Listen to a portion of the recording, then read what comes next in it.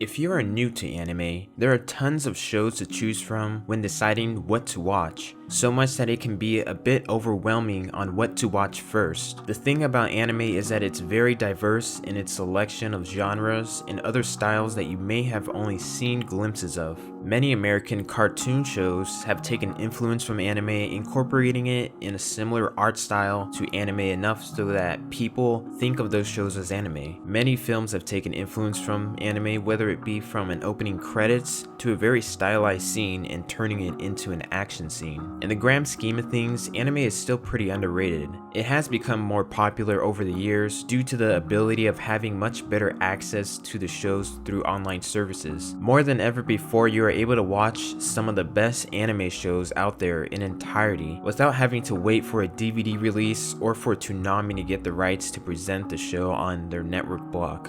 After getting back into anime this year, I've been able to see some of what I consider my favorite shows of all time, but nothing compares to the old days of Toonami, where the entire afternoon block was dedicated to exposing new and different anime every week. It was really back then when I really took interest in anime, but of course anyone who is a regular in watching anime would agree that you just can't show anyone who is just getting into anime the shows that you are now watching. Many do have lists or a general idea of what shows someone should start off with, from Cowboy Bebop to Dragon Ball, shows that most people remember getting themselves into anime, to Studio Ghibli films that showed that Disney weren't the only ones who put out consistently great animated films. Let's take a look at a few shows and movies that I think would be a great starting point to get into anime. You may recognize some of the shows on here, but that is because these were shows that got me into anime.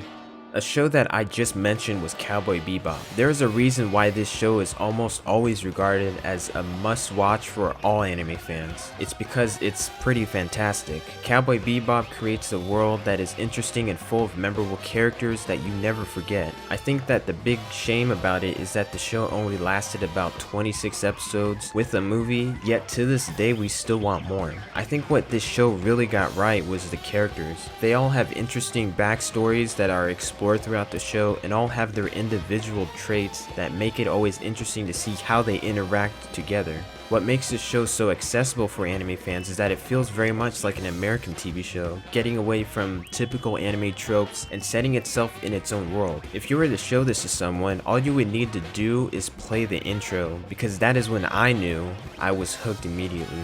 Now, one of the most popular shows in anime right now, and for a while now, is One Piece. It's an adventure action show about pirates fighting treasure. I still remember watching the show from the beginning when it aired on Toonami and just being fascinated by the world it set up. Even the premise was great too. A pirate king challenging all the pirates in the world to go find his treasure. It's simple, but you can jump on board right away. On top of that, just about every pirate in this world has superpowers, so you're not just getting your standard sword fights in this show either. This show also handles characters very well, though they are a bit cliche at times, but it still works in the context of the show. Everyone wants to be the best at whatever they are good at, whether it's the best pirate in the world, the best swordsman, or the best cook. It's a bit cartoonish, but it fits in with the tone and style of the show. It's crazy to see how long this anime and manga has been running. It might be a lot to take in at first, knowing how many episodes there are, but once you are invested, you would be glad that you had so much content to get through.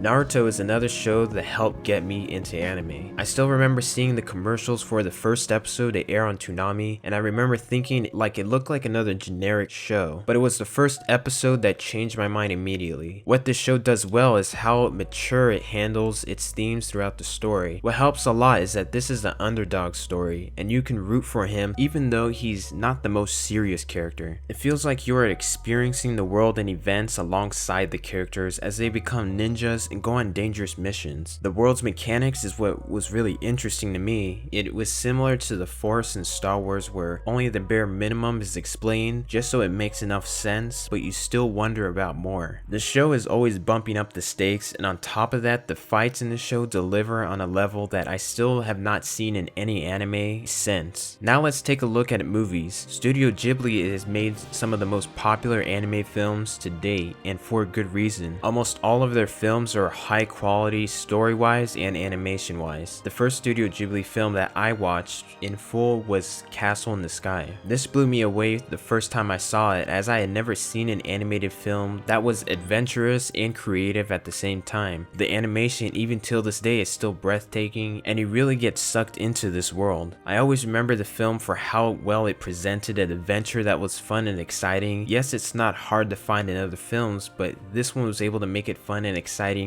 with kids as the main characters. Having them go on the adventure and explore the world, this helped me relate to the characters more when I was younger, and it still holds up today. It's always moving and it's always showing something new, and it's a treasure hunt in the sky.